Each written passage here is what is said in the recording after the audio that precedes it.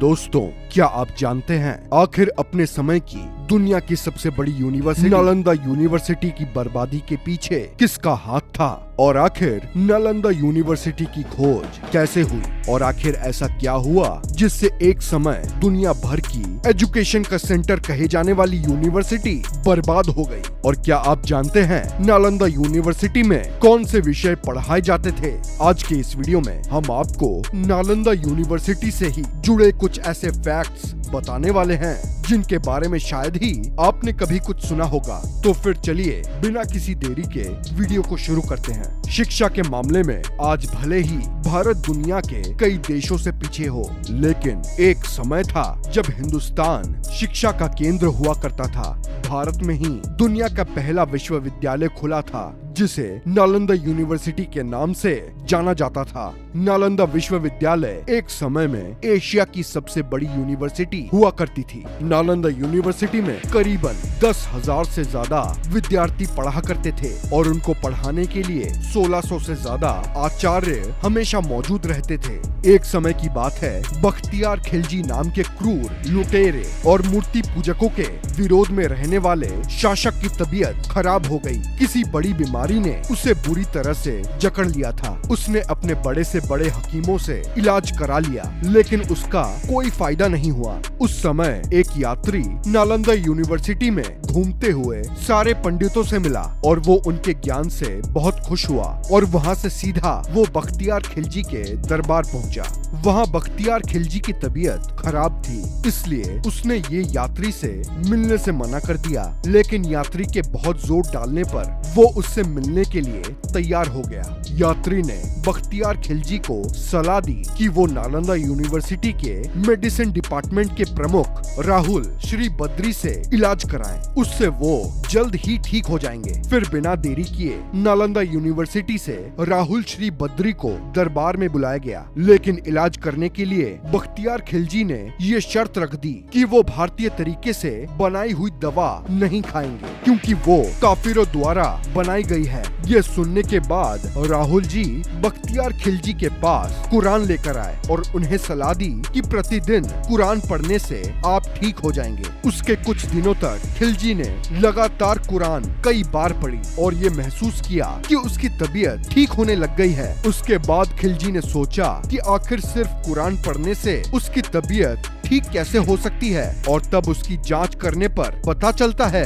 कि पंडित राहुल श्री बद्री ने कुरान की लाइनों पर दवा लगा दी थी और जब भी खिलजी पन्ने पलटते वक्त अपना थूक लगाता था तब उसके साथ दवा उसके शरीर में चली जाती थी, जिससे उसकी तबीयत धीरे धीरे ठीक हो रही थी। ये जानने के बाद खिलजी से ये बर्दाश्त नहीं हुआ कि उसके हकीमों से ज्यादा ज्ञान नालंदा यूनिवर्सिटी के पंडितों के पास है, और इस वजह से खिलजी के मन में नालंदा यूनिवर्सिटी को लेकर नफरत भर गई थी। नालंदा यूनिवर्सिटी को शांति का प्रतीक माना जाता था। वहाँ भगवान बुद्ध की पूजा भी की जाती थी और जगह जगह पर भगवान बुद्ध की मूर्ति भी बनी हुई थी।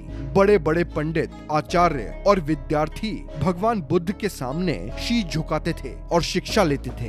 ये बात खिलजी को बर्दाश्त नहीं हुई, क्योंकि वो मूर्ति पूजकों को मारना अपना धर्म समझता था। फिर अचानक एक दिन नालंदा यूनिवर्सिटी की तरफ बहुत तेजी से बढ़ती हुई सेना की आने की गूंज सुनाई दी और खिलजी और उसके सैनिकों ने नालंदा के अंदर आकर यूनिवर्सिटी का दरवाजा बाहर से बंद किया और फिर विनाश का ऐसा खेल खेला कि जिसको सुनकर आपकी रूह कांप उठेगी। हजारों पंडितों और विद्यार्थियों को पल भर में मार दिया गया और पूरी नालंदा मासूमों के खून से नहा उठी। कुछ पंडित वहाँ से भागने में कामयाब हो गए और कुछ पांडुलिपि को अपने साथ ले जाने में कामयाब हो गए और वो तिब्बत की ओर भागे और वहाँ पर शांति का प्रचार प्रसार किया और बौद्ध धर्म की नींव रखी। नालंदा यूनिवर्सिटी में पढ़ा रहे पंडितों और छात्रों का सिर्फ इतना कसूर था कि वो मूर्ति पूजन करते थे।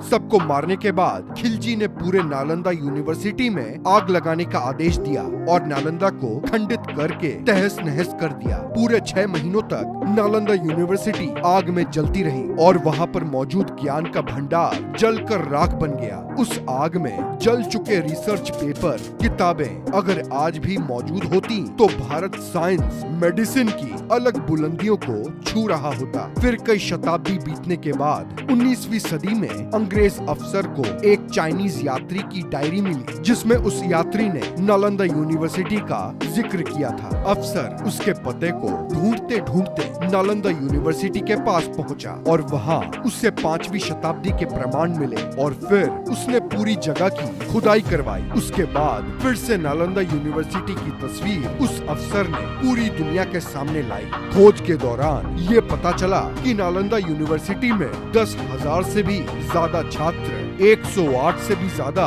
विषयों के बारे में पढ़ते थे, जिसमें literature, astrology, philosophy, science, history, economics, law, geology, maths, architecture, metallurgy, astronomy, medicine जैसे विषय शामिल थे। और वहाँ पर अलग अलग भाषा में भी ज्ञान दिया जाता था, क्योंकि वहाँ कई विदेशी भी ज्ञान अर्जित करने के लिए आया करते थे।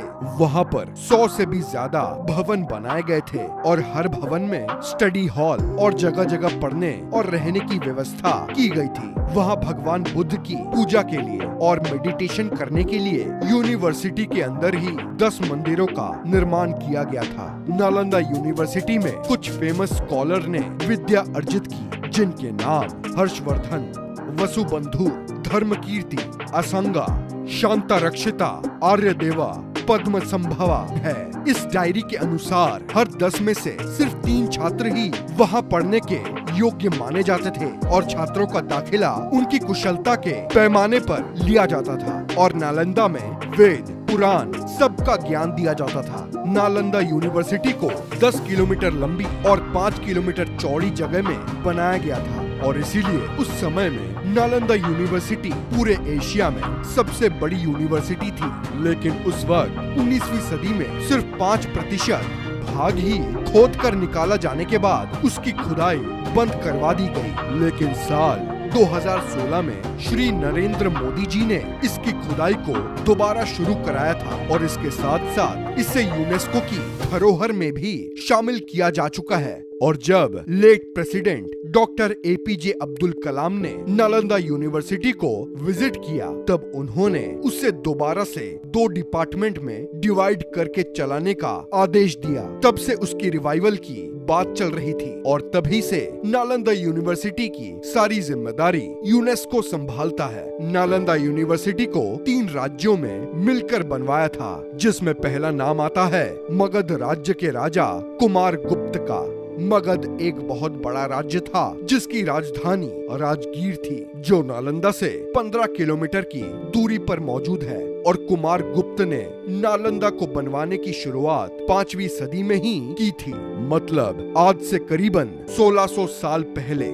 और दूसरे कन्नौज के राजा हर्षवर्धन थे और उन्होंने नालंदा यूनिवर्सिटी की दूसरी मंजिलों का निर्माण 7वीं सदी में कराया था और तब से नालंदा को दूर दूर तक जाना जाने लगा था। और तीसरे राजा देवपाल राणा बंगाल के राजा थे, जिन्होंने नालंदा यूनिवर्सिटी की तीसरी मंजिल का निर्माण 9वीं सदी में कराया था। और अगर बात करें नालंदा यूनिवर्सिटी में रहने वाले छात्रों की, तो छात्रों के लिए 300 से भी ज्यादा कमरे बनवाए गए थे और इसके साथ साथ उनका खाना, रहना सब कुछ मुफ्त में था, जिससे किसी भी छात्र को आर्थिक परेशानियों का सामना नहीं करना पड़ता था। नालंदा यूनिवर्सिटी का पुस्तकालय पूरे 9 मंजिल बड़ा था।